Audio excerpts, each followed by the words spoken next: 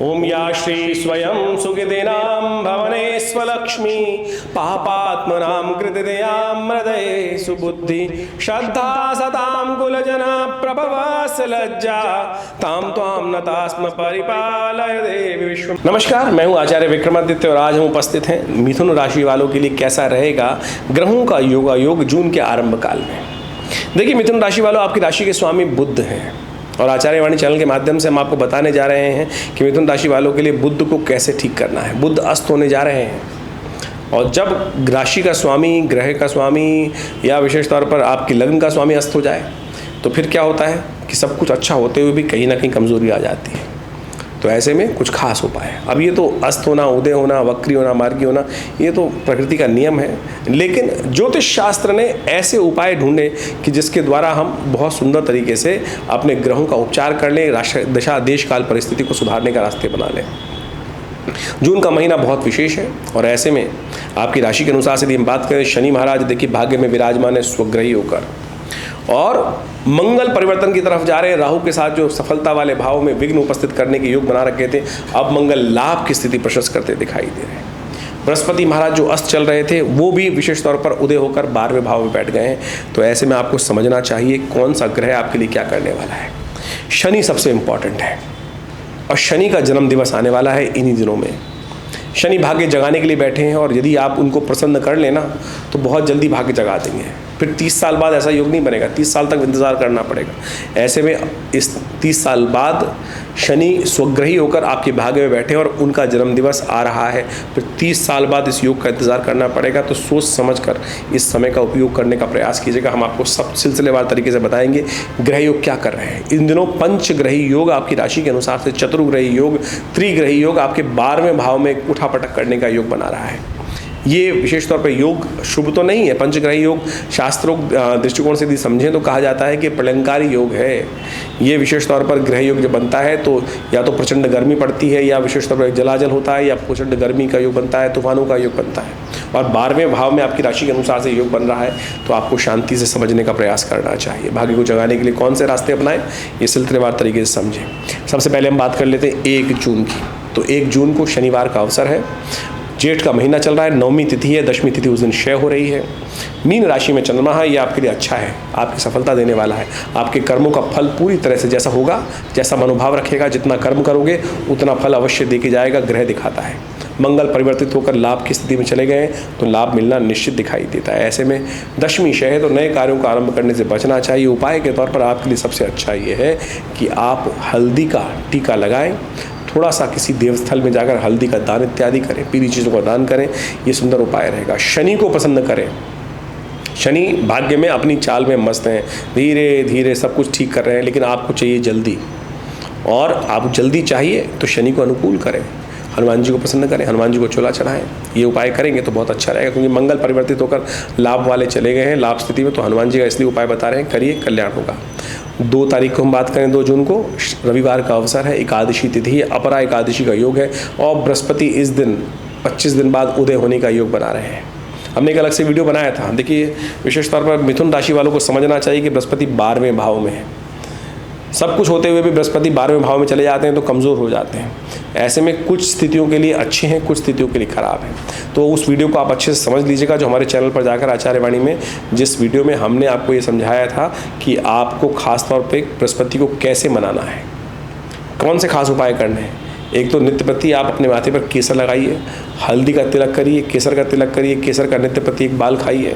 ये बहुत ज़रूरी उपाय है, नहीं तो बृहस्पति आपको विशेष तौर पर कहीं ना कहीं फंसा सकते हैं। बुध वहीं चल रहे हैं जो आपको कहीं ना कहीं आपके लाभ को कोई वंचित कर सकते हैं। शुक्र वहाँ चल रहे हैं अस्त होकर जो आपके राज्य लाभ को कहीं ना कहीं समाप्त कर रहे हैं, लाभ की स्थिति को खराब कर रहे हैं। सूर्य वहाँ पर महत्वाकांक्षा बढ़ा रहे हैं, ये विचित्र स्थिति उत्पन्न कर रहे हैं। तो बैलेंस होकर चलने की ज़रूरत है, बहुत सावधानी के साथ चलने की ज़रूरत है। शेयर इत्यादि में ना फंसिएगा, बिल्कुल ध्यान रखिएगा। इन दिनों हम ये आपको अवगत कराने का प्रयास कर रहे हैं, नहीं तो कहीं ना कहीं ये सूर्य इत्यादि जो समस्त पंचग्रही योग हैं ये आपका बहुत नुकसान कराने की स्थिति दे सकते हैं। बैलेंस होकर समझ कर काम करने का आपको प्रयास करना चाहिए। सूर्य को नित्य प्रति जल दें क्योंकि सूर्य के कारण ही ये समस्त ग्रहों का उदय अस्त होने का स्थिति चल रही है और वही ग्रह आपको कहीं ना कहीं नुकसान देने का योग बना रहा है। एक उपाय बताएंगे अवश्य। बहुत जल्दी इसी कार्यक्रम में एक उपाय बताएंगे जो आने वाले 10 दिन तक सूर्य को अब शांत कैसे करना है उसको उपाय कर लीजिएगा, और वो बहुत जल्दी वो तिथि बनने वाली है, उसको भी समझ लीजिएगा। तो ऐसे में रेवती और अश्विनी नक्षत्र का योग बनने वाला है 2 और 3 तारीख को। ये गंडमूल नक्षत्र है। जिन जातकों का जन्म हो उनको अवश्य मूल शांति कराने का प्रयास करना चाहिए, करा लेनी चाहिए, नहीं तो बच्चा जीवन पर्यंत कष्ट में होता है, परेशान रहता है और फिर पता ही नहीं चलता किस कारण से है। यदि नहीं कराइए तो अब करा लीजिए। जिन बच्चों के जन्म इसमें हुआ है, अब यदि बाल्यकाल में नहीं कराई तो अवश्य 27 दिन तक मूल मंत्र का जप कराकर उसका दशांश हवन करा के व्यवस्था बना लेनी चाहिए। कोई बहुत बड़ा खर्चा नहीं होता है, लेकिन ये कराने से कष्ट निवृत्त हो जाते हैं। 3 तारीख का दिन 3 जून का सोमवार का अवसर है, द्वादशी तिथि है और मेष में चंद्रमा का पदार्पण हो रहा है। यह आपके लिए बड़ा अनुकूल रहेगा, लाभ की स्थिति को प्रशस्त करने वाला रहेगा। और ये विशेष तौर पर आपके लिए मंगल जो है चंद्रमा के साथ युक्त होकर एकादशवें भाव में विराजमान हो जाएंगे। ये कहीं ना कहीं ग्रहों को शक्ति देने का आपको प्रयास करेंगे। गुरुजन की सेवा करें, माता पिता की सेवा करें, ये बहुत ज़रूरी उपाय है। बड़े लोगों बुजुर्गों का आशीर्वाद लेकर काम करना अच्छा रहेगा। बुध इस दिन अस्त होने जा रहे हैं, यह आपके लिए विशेष तौर पर ध्यान रखने वाली बात है। बुध का अस्त होना, आपकी राशि के स्वामी का अस्त होना, 12वें भाव में बैठना कहीं ना कहीं थोड़ा सा नुकसान दे सकता है। ऐसे में विशेष तौर पर हरी चीज़ों का दान करें, ये बहुत ज़रूरी उपाय है। इसको करने से प्रयास कीजिए। हॉस्पिटल में जाकर मरीजों की सेवा करने का प्रयास कीजिए, उनको औषधि इत्यादि अपनी तरफ से दिलवा दीजिए, ये उपाय कर सकते हैं। ऐसे में अपशब्द मुख से ना निकले, इस बात का ध्यान रखें। जितने अपशब्द मुख से निकलेंगे उतना ज़्यादा बुद्ध और ख़राब हो जाएगा। तो ऐसे में कुछ ये उपाय हैं, इनको नोट करके कार्य करना चाहिए, आपको ध्यान रखना चाहिए। 4 तारीख की यदि हम बात करें तो 4 जून की विशेष तौर पर मिथुन राशि वालों के लिए ग्रहों का योग किस प्रकार से बन रहा है। मंगलवार है और साथ साथ जेठ मास की त्रयोदशी है, और त्रयोदशी के साथ साथ इस दिन भौम प्रदोष का योग बन गया। शाम को त्रयोदशी होने के कारण से मंगलवार और प्रदोष योग बन गया। ये ऋण निवृत्ति के लिए बहुत सुंदर योग बनता है। जीवन है, कभी भी ऋण भी चढ़ सकता है, उस ऋण से निवृत्ति लोग आना चाहते हैं बाहर से, लेकिन निवृत्ति हो नहीं पाती है। तो ऐसे में मंगल ऋण मोचन तीर्थ जो विशेष तौर पर कहा जाता है स्तोत्र है, उसका पाठ करना चाहिए। और भगवान शंकर का विशेष तौर पर गन्ने के रस से अभिषेक करना चाहिए। इससे कहा जाता है ऋण मुक्ति के साधन कहीं ना कहीं जीवन में प्राप्त हो जाते हैं। बुढ़वा मंगल साथ में योग पड़ रहा है। साथ साथ शिवरात्रि का पर्व भी है, तो शिव की आराधना, हनुमान जी जो है शिव के शंकर स्वयं केसरी नंदन जी कहा जाता है ना सुंदर तरीके से, तो उनका पाठ भी करना सबसे शुभ रहेगा। बुढ़वा मंगल है, हनुमान जी ने दर्शन किए सबसे पहले इस दिन कहा जाता है, उस दिन राम जी के। तो आप अवश्य इस दिन सुंदर कार्य करें, सुंदरकांड का पाठ करें, हनुमान जी का स्तवन करें, हनुमान जी को चोला चढ़ाएं। हमने भी विवेकानंद योगाश्रम में इस दिन हनुमान जी के निमित्त सुंदरकांड का पाठ रखा है, मंगल ग्रह शांति महायज्ञ रखा है। मंगल इस वक्त बड़े सुंदर तरीके से योग बना रहे हैं, लेकिन शनि से दृष्ट चल रहे हैं। शनि से दृष्ट मंगल कहीं ना कहीं शुभत्व को नहीं दे पाएंगे पूरी तरह से, इसलिए शनि ग्रह की निवृत्ति के लिए सुंदर उपाय हमने रखा है आश्रम पर। आप भी इसमें सम्मिलित हो सकते हैं, सुंदरकांड के पाठ में आ सकते हैं। सवामनी का भोग लगेगा, सुंदरकांड का पाठ होगा, यज्ञ रहेगा। तो आप सब इन सुंदर कार्यों में भाग लेकर अपने कष्टों को निवृत्त करें, ग्रहों को ठीक करें। और यज्ञ वही श्रेष्ठतम कर्म शास्त्र कहता है, और सुंदर तरीके से यदि सही समय पर सही मुहूर्त पर सही उपाय कर लिया जाए तो बहुत प्रकार से कष्ट दूर होने के योग बन जाते हैं। 5 तारीख का अवसर, बुधवार की तिथि, चतुर्दशी तिथि है, और इस दिन गजकेसरी योग का निर्माण हो रहा है आपकी राशि में 12वें भाव में। ये कहीं ना कहीं लाभ की स्थिति प्रशस्त कर सकता है, लेकिन आपको ध्यान रखना पड़ेगा बृहस्पति पूरे वर्ष तक आपके 12वें भाव में चल रहे हैं। 12वें भाव में बृहस्पति नुकसानदायक होते हैं। 6ठे भाव को देखते हैं, रिपु को बढ़ाते हैं, शत्रुओं को बढ़ाते हैं, लेकिन सुख देते हैं। उसके लिए कुछ खास उपाय करने की ज़रूरत है, ध्यान रखिएगा। और जब जब इस वर्ष बृहस्पति के साथ योग बनेगा तो धन आने और जाने दोनों के योग बन जाएंगे आपकी राशि के अनुसार से। हमने एक वीडियो बनाया था अलग से, पुनः आपको अवगत करा रहे हैं, जो आपको पूर्ण तरह से इस वर्ष में होने वाले योगों के बारे में बता सकता है। जो बृहस्पति 12वें भाव में आपकी मीन राशि में जो पदार्पण चेंज कर रहे हैं उसका क्या प्रभाव उत्पन्न करेंगे, उसको आप अच्छे से समझ लीजिएगा, उसके अनुसार से उपाय करने का प्रयास कीजिएगा, तो आपके लिए अच्छा रहेगा। क्योंकि बृहस्पति बहुत विशेष हैं, 12वें भाव में पूरे साल चलने वाले हैं, और शनि महाराज पूरे साल अभी भाग्य में चलने वाले हैं। तो ऐसे में कुछ खास उपाय की ज़रूरत है, और वो उपाय का समय आ गया है 6 तारीख, जी हाँ, बृहस्पतिवार, अमावस्या तिथि, शनि जयंती। शनि को भाग्य जगाने के लिए कहा जाता है, तुष्टो ददासी वही राज्यम रुष्टो हर्षित क्षणात्। यदि प्रसन्न हो जाए तो सब कुछ राज्य संपदा दे दें, रुष्ट हो जाए तो सब कुछ क्षण में हरने। शनि की जयंती है, शनि को प्रसन्न करने का अवसर है। शनि को प्रसन्न करने के लिए शास्त्र में अनेक उपाय वर्णित हैं। शनि जयंती के दिन एक खास उपाय कर लेना चाहिए। कहा जाता है पिप्पलाद ऋषि की जो कथा सुन लेता है उसके शनि के तमाम दोष दूर होने के योग बन जाते हैं। स्कंद पुराण के अंदर इस कथा को बड़े अद्भुत रूप से बताया गया है। कई मतों में अलग अलग ऋषियों ने अलग कहा जाता है, अनेक अनेक कथाएं विचलित रहती हैं, लेकिन शास्त्र के दृष्टिकोण से पिप्पलाद ऋषि को आशीर्वाद स्वयं ब्रह्मा जी ने दिया था कि जो उनके मंत्र का जप कर लेगा उस पर शनि का नेगेटिव प्रभाव नहीं पड़ेगा। हमने विवेकानंद योगाश्रम में शनि ग्रह शांति महायज्ञ पे होने वाले इस यज्ञ में उन मंत्रों का विशेष तौर पर स्थान देने का प्रयास किया है, लेकिन लोग बहुत दूर दूर हैं तो इस कथा का श्रवण करके उसका महात्म समझ सकते हैं। कहा जाता है कि एक काल में भयंकर दुर्भिक्ष पड़ा, समस्त लोग उस एक स्थान को छोड़कर जा रहे थे। ऐसे में देवयोग से ऐसा योग बना कि ऋषि जब वहाँ से पदार्पण कर रहे थे तो वहाँ पर पीछे पिप्पलाद नाम के एक ऋषि पुत्र था, वो वहीं रह गया। जब लोग विपदा के समय में पलायन करते हैं तो ऐसी स्थिति बन जाती है। तो कहा जाता है बालक बहुत छोटा था और वो एक पीपल के पेड़ के नीचे जीवन यापन करता हुआ किसी प्रकार से पीपल के जो वृक्ष के पत्ते थे, पीपल के पेड़ के जो फल थे, उन्हीं को खाकर जीवन यापन करता रहा। साधना होती रही, ध्यान होता रहा। धीरे धीरे ऋषि पुत्र था, ऋषि अंश थे, तो ये जीवन इस प्रकार से चलता रहा। कहा जाता है कि एक दिन वहाँ से एक ऋषि जा रहे थे, उन्होंने सुंदर तरीके से, कहा जाता है उनको आशीर्वाद भी प्राप्त हुआ संत महात्माओं का और साधना और बढ़िया चलती रही। लेकिन उस बालक ने विशेष तौर पर उन ऋषियों से प्रश्न किया कि हे महाराज, हमें बताएं कि मेरे जीवन में ये कष्ट क्यों आया, कि मेरी स्थिति ऐसी रही कि परिवार से भी दूर हो गया और इस पीपल के पेड़ के कोटर में रहकर मुझे अपना जीवन यापन करना पड़ा। तो उन ऋषि ने उनको बताया कि ये सारा का सारा आपके पूर्वजन्म कर शनि के दुष्प्रभाव के कारण से ये योग बना कि जिसके कारण से शनि के जो भयावह दंड था वो आपको भोगना पड़ा।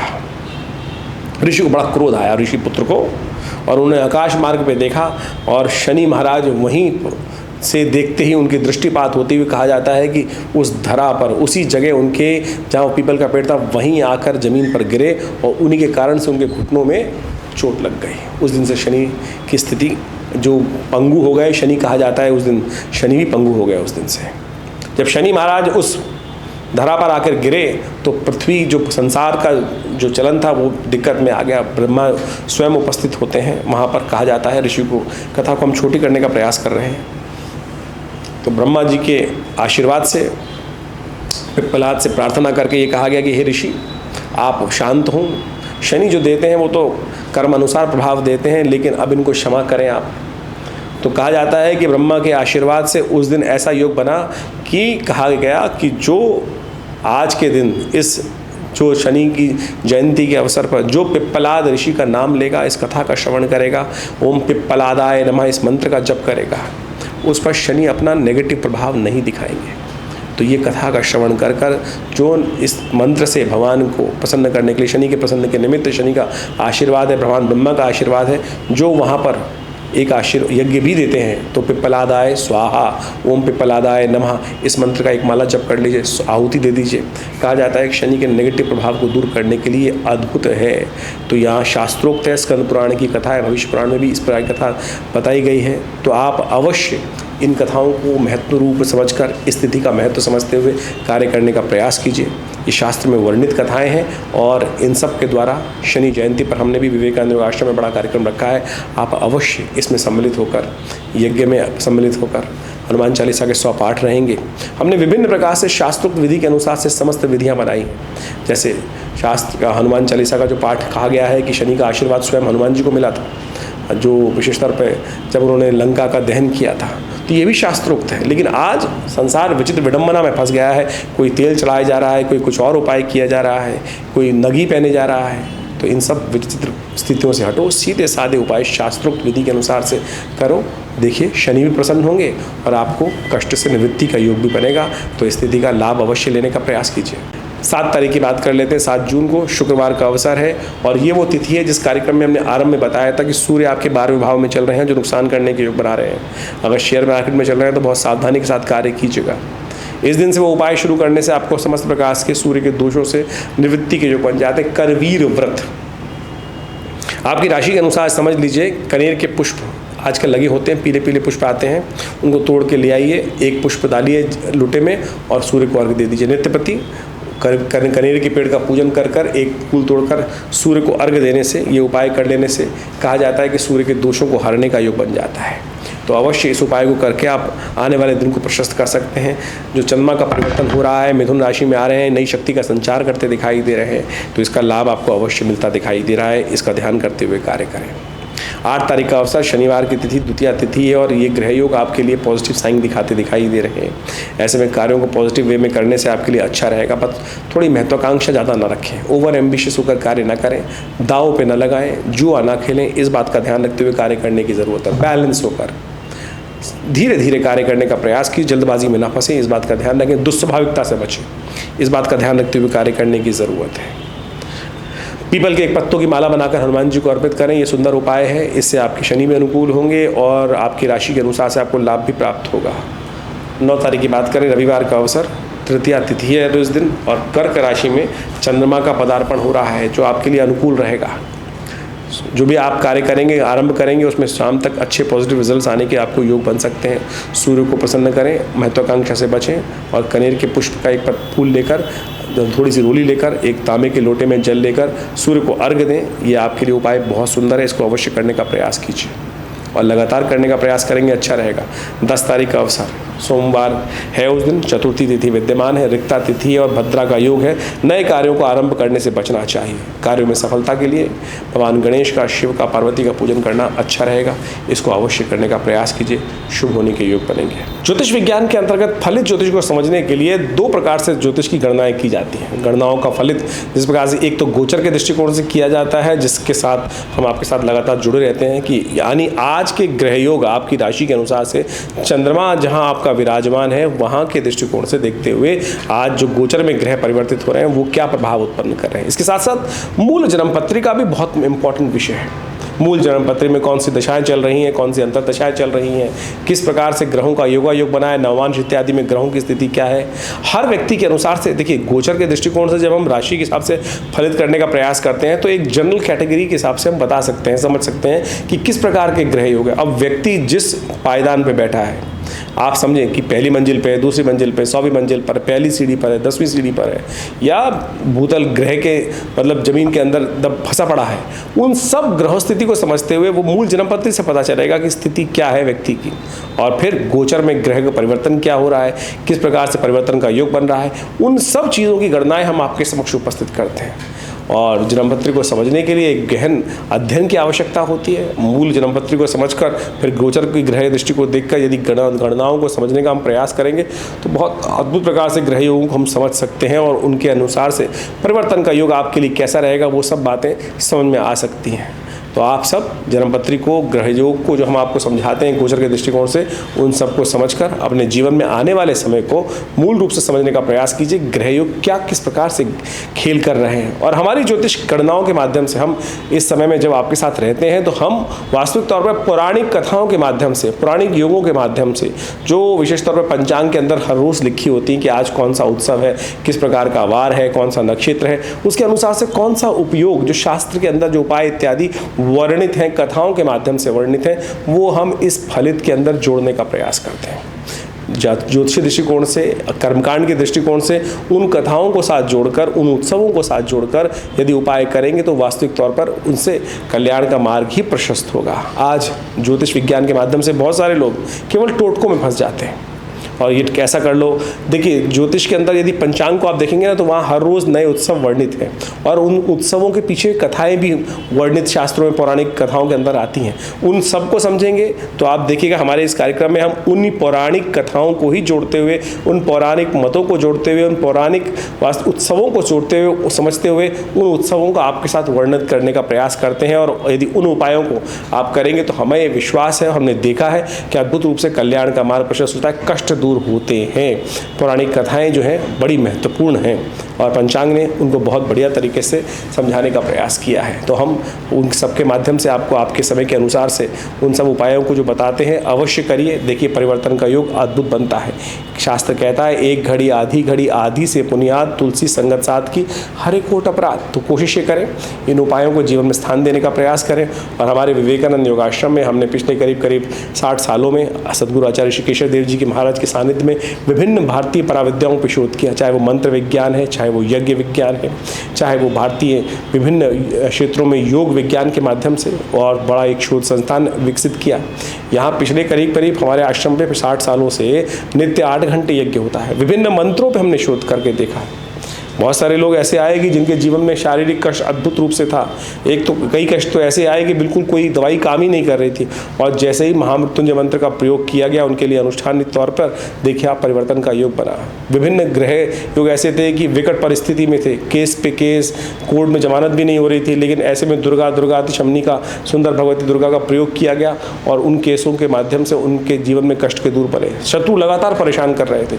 ये सब वास्तविक तौर पर शास्त्र में जो वर्णित कथाएं हैं उनको भी हम समझे। बगलामुखी जी का प्रयोग बड़ा दिव्य है और कहा जाता है कि मुकदमे इत्यादि विजय में शत्रुओं पर विजय प्राप्त करने के लिए वो अद्भुत रूप से कार्य करता है। हमने हजारों बार करके देखे ये सारे प्रयोग, बिल्कुल प्रत्यक्ष रूप से काम करते हैं। श्रद्धा के साथ, विश्वास के साथ इन सब चीज़ों को किया जाए तो जीवन में कष्ट दूर होने के योग अद्भुत रूप से बन सकते हैं। तो विभिन्न उत्सव जो समय समय पर आते हैं हम आपको अवगत कराते रहते हैं, उन मंत्रों को साथ भी आपको जोड़ने का प्रयास करते हैं।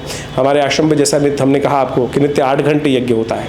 माँ भगवती का सुंदर शिवविग्रह विराजमान है जो 1947 में मुल्तान से आया, और आज उनके ही सानिध्य में चमत्कारिक मंत्रों का यज्ञ जब करते हैं तो उनके कार्यों की, मनोकामनाओं की फलीभूति होने में हम बहुत अद्भुत प्रकार से देखा गया है, प्रयोगों करके देखा गया है कि वो फलीभूत होते हैं, चमत्कार उपस्थित होता है।